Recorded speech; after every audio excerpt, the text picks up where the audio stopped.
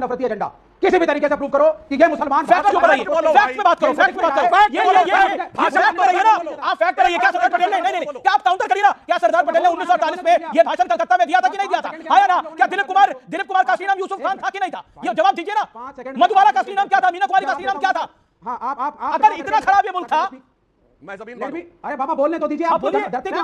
Fact पे बोलिए rhetoric नहीं फैक्ट आप लोग आप 30 सेकंड दीजिए ना मुझको सर 40 सेकंड लीजिए 2.5 मिनट दिया आपने भड़क रहे हैं आप लीजिए यहाँ पे नफरती एजेंडा यहाँ पे नफरती एजेंडा चलाया जा रहा है कहा जा रहा है कि ये मुसलमान ये भारत में रहना नहीं चाहते। जय श्री राम दोस्तों आज की डिबेट बीजेपी प्रवक्ता सुधांशु त्रिवेदी, लेफ्ट के नेता विवेक श्रीवास्तव और अतीकुर रहमान के बीच में होने वाली है।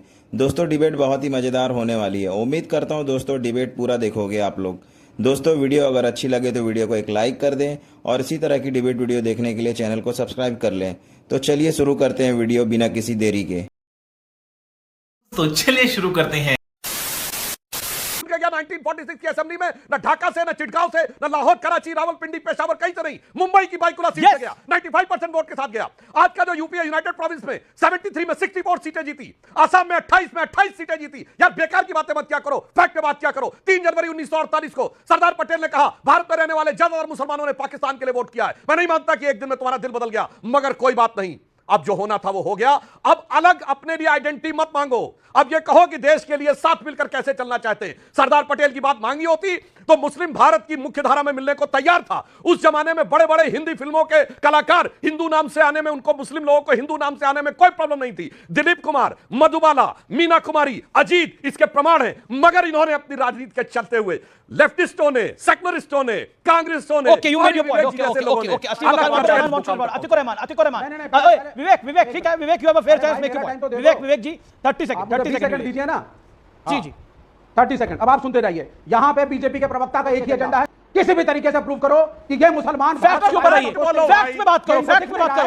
ये भाषण कर रही है ना आप, फैक्ट कर रही है क्या सरदार पटेल ने नहीं क्या आप काउंटर करिए ना, क्या सरदार पटेल ने 1948 में ये भाषण कलकत्ता में दिया था कि नहीं दिया था आया ना क्या दिलीप कुमार का असली नाम यूसुफ खान था कि नहीं था ये जवाब दीजिए ना।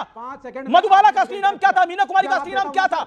अगर इतना खराब ये मुल्क था, मैं जमीन अरे बाबा बोलने तो दीजिए। आप डरते क्यों? आप बोलिए, फैक्ट पे बोलिए, रेटोरिक नहीं फैक्ट आप लोग। आप 30 सेकंड दीजिए ना मुझको सर। 40 सेकंड दीजिए ना सर, लीजिए 2.5 मिनट दिया आपने। भड़क रहे हैं आप, लीजिए। यहाँ पे नफरती एजेंडा, यहाँ पे नफरती एजेंडा चलाया जा रहा है।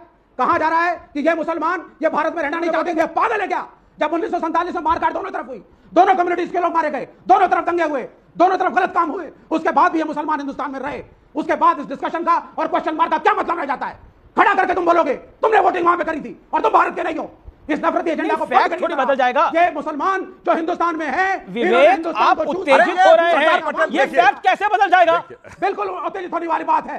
रोज आप कटघरे में खड़ा करेंगे मुसलमान, कोई कटघरे में नहीं, ये फैक्ट है। ये फैक्ट है कि बॉम्बे प्रेसिडेंसी से जीत क्या आता जिंदा, मद्रास प्रेसिडेंसी की 30 सीटें जीती थी। ये फैक्ट है ना, ये फैक्ट है। तो फैक्ट को कैसे बदलेंगे? सरदार पटेल ने जब 1948 में कलकत्ता में बोला तो उसको कैसे बदल देंगे? आपके मन से बदल देंगे, आपके मन से बदल देंगे। आप 2002 के गोधरा के दंगे तो नहीं, गुजरात के दंगे तो नहीं भूलते आप? फैक्ट है बोलते हो ना, हर मंच पे आके बोलते क्या? सिलेक्टिव है फिर आपकी सोच। अभी आप थोड़ी देर पहले बाबरी मस्जिद की बात कर रहे थे। बाबरी मस्जिद फैक्ट है ना, बाबरी मस्जिद क्या फिर विवादित ढांचा ध्वस्त हुआ था? फैक्ट है ना, बोला आपने ना, काउंटर करा आपको किसी ने। फैक्ट को फैक्ट के साथ काउंटर करिए। नफरत की बात क्या है? जो बात का जवाब नहीं है नफरत है, कमाल की बात है। जो बात का जवाब नहीं वो नफरत है। Sudhanshu Trivedi make your point. Sudhanshu ji एक लाइन में दो, 20 सेकंड सुधांशु जी। आप सुनिए, विवेक श्रीवास्तव ने एक फैक्ट नहीं बोला, सिर्फ आए बाएं साएं बोला। अब मैं फैक्ट बोलता हूं। भारतीय जनता पार्टी ने क्या किया? डॉक्टर एपीजे अब्दुल कलाम को राष्ट्रपति बनाया, जिससे बड़ा साइंसदान आलम इस्लाम में पैदा नहीं हुआ, और ये उनके खिलाफ में खड़े थे। 2002 में भी इन्होंने कैप्टन लक्ष्मी सहगल को लड़ाया, चुनाव लड़ाया डॉक्टर कलाम के खिलाफ। 2007 में उनके खिलाफ खड़े थे, कलाम साहब को दूसरा टर्म न मिलने पाए। आज बिहार के गवर्नर आरिफ मोहम्मद खान, भाई साहब भारत तो छोड़िए, पाकिस्तान बांग्लादेश का कोई मुसलमान अगर कुरान शरीफ और हदीस के ऊपर डिस्कशन कर दे तो मैं बताना चाहता हूं। और चिल्लावत ये तरीका गलत है विवेक, बहुत गलत तरीका है। लगातार बीच में डिस्टर्ब करते हैं, हमेशा तरीका ठीक नहीं है। अपना बोल लिए, अनशेल्ड बोल दिया, उसके बाद फिर बीच में डिस्टर्ब कर रहे हैं। विवेक जी मैं बताना चाहता हूं हमने किन मुसलमानों को आगे किया। वीर अब्दुल 50वीं वर्षगांठ 2015 में हुई। प्रधानमंत्री जी ने उनके पूरे परिवार और उनकी पत्नी को बुलाकर सम्मानित किया, और आप लोगों ने उस यासीन मलिक को बुलाया प्रधानमंत्री आवास में, जिसने 4 एयरपोर्ट्स के अधिकारियों की हत्या की। क्या बात करते हो? कैसे मुसलमान और इस मुसलमान की बात करते हो? मैं पूछना चाहता हूं, उस्ताद बिस्मिल्लाह खान ने पहली शहनाई बजाई थी 15 अगस्त 1947 को, उन्हें भारत रत्न अटल जी की सरकार में मिला। आपने क्या दिया? जाकिर नायक को शांति का मसीहा कहा, अफजल गुरु को कहा कि उसके साथ बुरा हो रहा है, हालात का मारा है, याकूब मेनन की जुडिशियल किलिंग हो रही है, इसरात जहां बेटी है। अरे साहब, हमने अच्छे और सच्चे मुसलमान को आगे किया, हमने राष्ट्रवादी मुसलमान को आगे किया, आपने अपराधी और आतंकवादी मुसलमान को आगे किया। आपने अपराध और आतंकवाद के साथ मुसलमानों को जोड़ा। आपने कहा पोटा में मुसलमान ज्यादा पकड़े जा रहे हैं, आपने कहा टाटा में मुसलमान ज्यादा पकड़े जा रहे हैं, तो आप अपराधियों के साथ उनको जोड़ते चले गए और यह करके आपने देश का तो नुकसान किया ही किया, मुसलमानों का बहुत बड़ा नुकसान किया। और मैं मुस्लिम समाज से कहना चाहता हूं, अपनी आंखें खोलिए और देखिए कि आपके अंदर कितनी हिकमत और कितनी लियाकत वाले लोग थे और इन लोगों ने आकर दहशत वाले लोगों के साथ आपको जोड़ दिया। ओके, अतीकुर रहमान। अमीश जी, क्योंकि सरदार वल्लभ भाई पटेल का नाम लिया गया है और सुधांशु जी को इसके ऊपर एक्सपोज आराम से किया जा सकता है, क्यों सुधांशु जी इतने सिलेक्टिव क्यों हो जाते हैं सरदार वल्लभ भाई पटेल को कोट करने में? आप क्या आप वो दिन भूल गए जब सरदार वल्लभ भाई पटेल उस कमेटी के चेयरमैन थे जब ब्रिटिश जाने के बाद सेपरेट इलेक्टोरेट्स के ऊपर कमेटी बनी? सेपरेट इलेक्टोरेट्स माइनॉरिटी राइट्स थे, सिख, पारसी, मुसलमान, क्रिश्चियन सारे मेंबर्स थे उसके अंदर।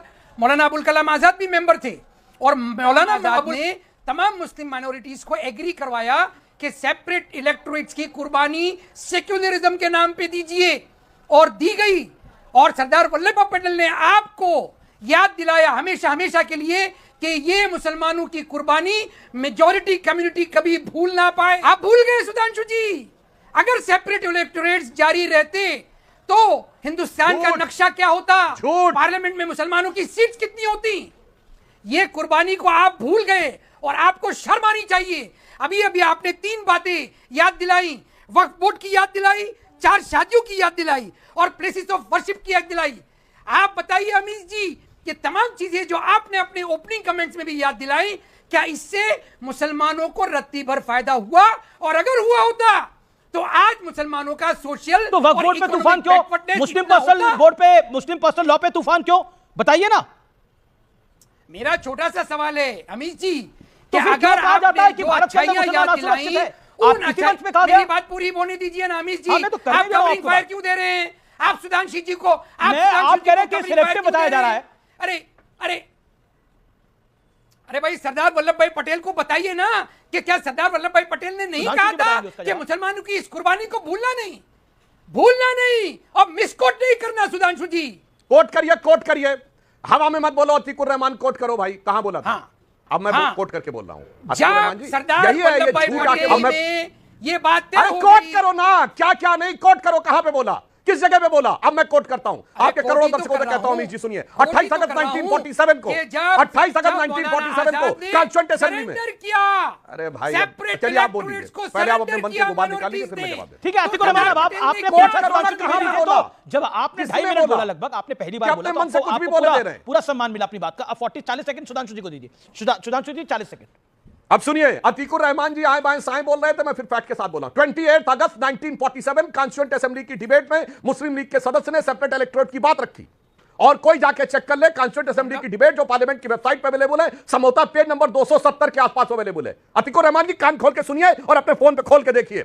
उम्मीद करता हूं दोस्तों वीडियो आपने पूरी देखी होगी। इसी तरह की डिबेट वीडियो देखने के लिए चैनल को सब्सक्राइब कर लें और वीडियो को लाइक करके शेयर करना ना भूलें। धन्यवाद।